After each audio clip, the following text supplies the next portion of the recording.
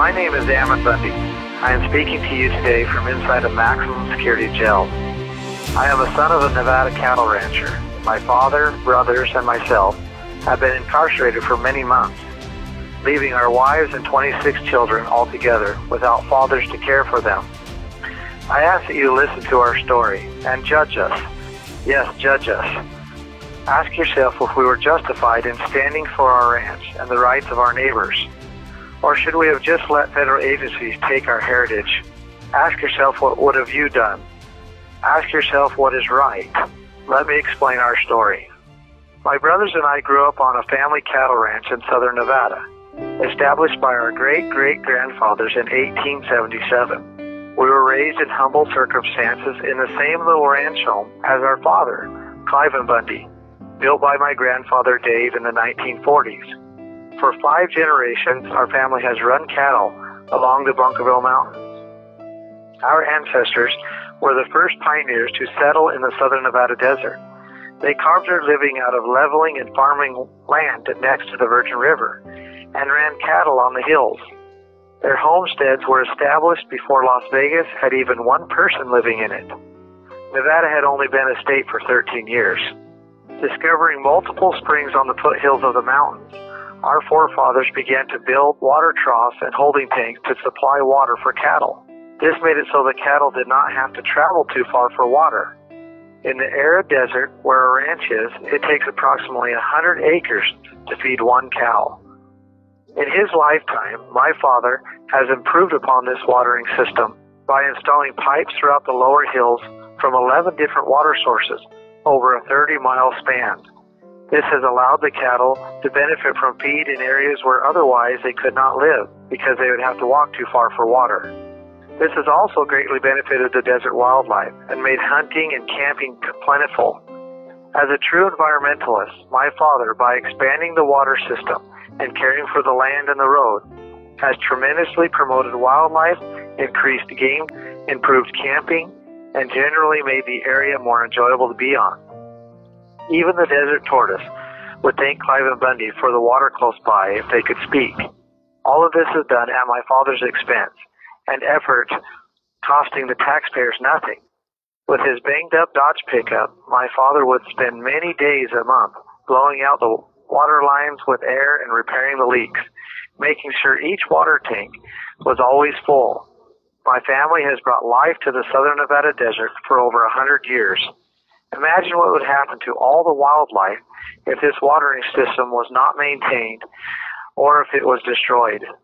Before I move on, it is important that you have a little more background about the legality of our water and grazing rights.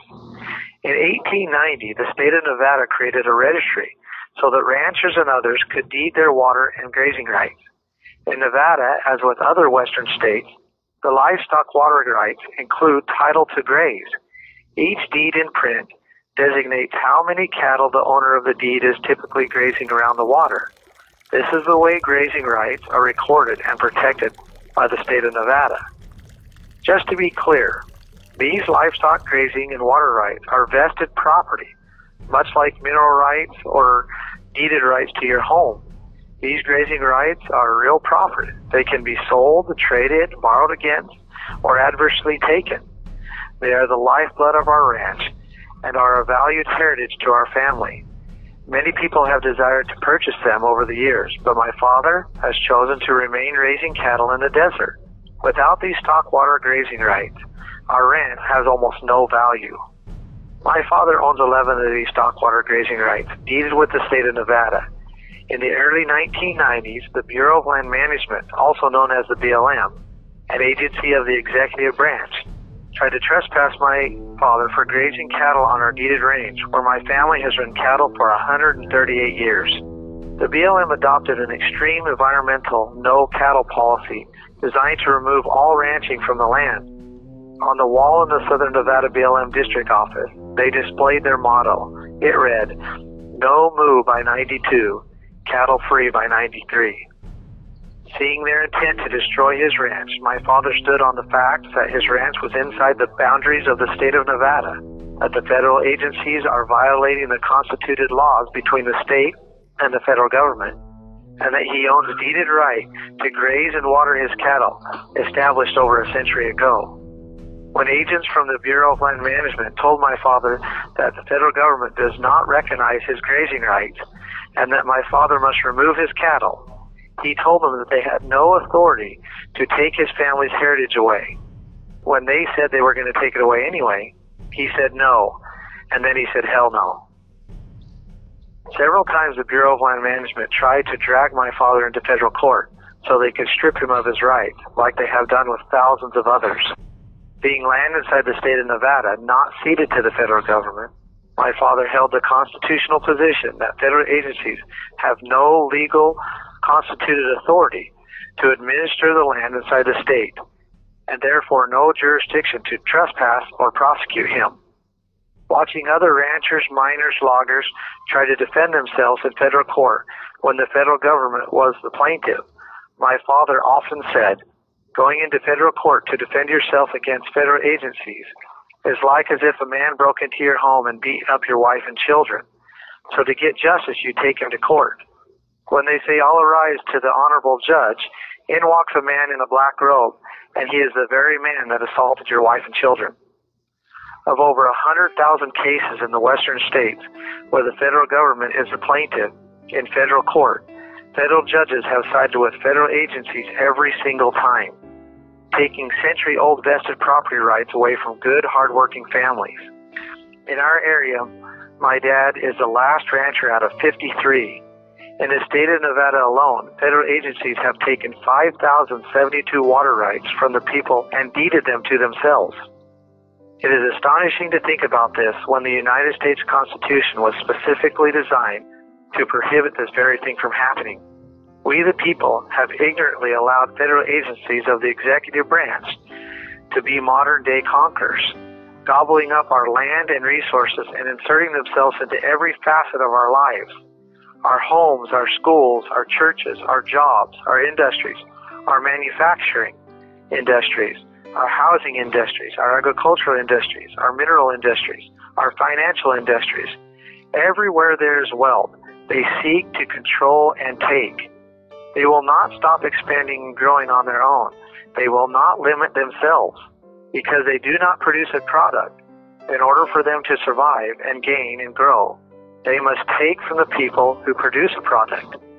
The judicial branch of government, the courts and the judges, have not been an effective check and balance to these agencies for over 60 years, giving them a free pass to prey upon the wealth of the American people. U.S. Congress has tried to stop them twice in the last decade by defunding them. We saw through this that the executive agencies are too powerful for even the United States Congress to limit. So how did people come to know about the Bundy family, my family? Well, in April 2014, the BLM joined forces with 4 other federal agencies to enforce their unlawful trespass and destroy our ranch. They set up a massive military-like compound on the range. With 200 hired guns, mercenaries, they surrounded our ranch and put it under siege. They began to brutally round up our cattle with helicopters, running them to death, shooting them from the air, and leaving the newborn calves out on the range to thirst to death or to be eaten by coyotes. The dead cattle were dumped into mass graves dug by federal backhoes. They also began destroying the water infrastructure that had been established over 100 years ago. Our family was threatened by BLM personnel that said, if we resisted in any way, this would be another Waco or Ruby Ridge. Knowing beforehand the abuses that they were about to cause would bring public outcry, the BLM built 2 First Amendment areas in non-conspicuous places and threatened the public with arrest and federal charges if anyone protested outside these areas. Our family, friends, and other local people began to protest first. They insisted not to have their First Amendment rights corralled and refused to protest in these remote, designated areas. With hired snipers on the hills, federal agents began to gang beat protesters for filming their abusive actions. For several days, they body slammed us to the asphalt, sicked dogs on us, tased us, and threatened to open fire on us for protesting on what they said was their property, even standing next to State Highway 170, with guns to our heads and our children's heads. Federal agents said that the road belonged to the state but the earth under it belonged to them.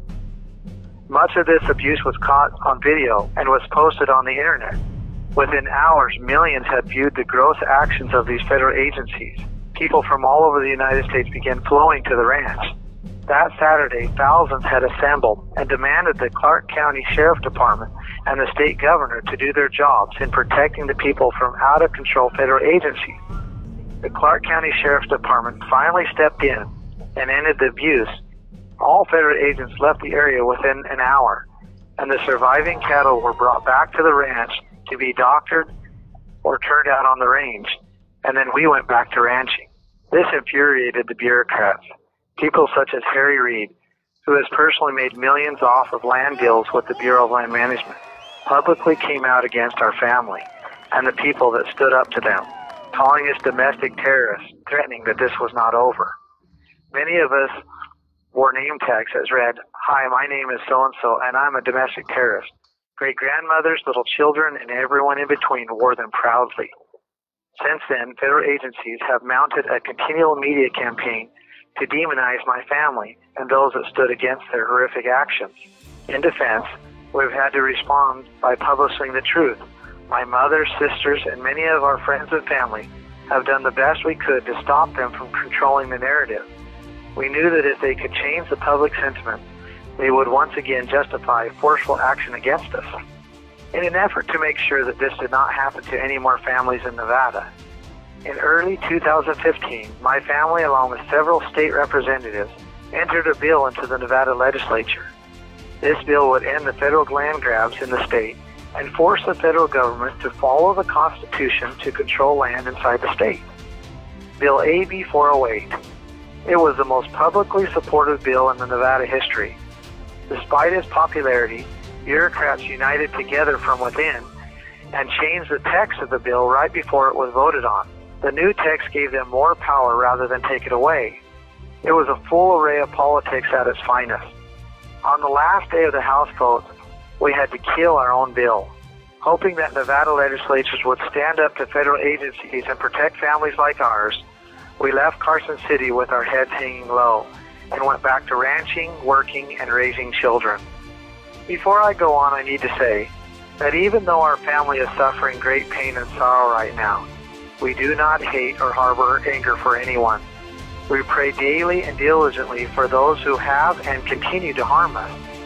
We love the Lord Jesus Christ and desire in the end for all of us, even those that have spitefully put us in these jails, to find peace and happiness through His forgiveness and example. Through these great tribulations, we have strived to follow the Lord and do only as He has asked. Now let me go on.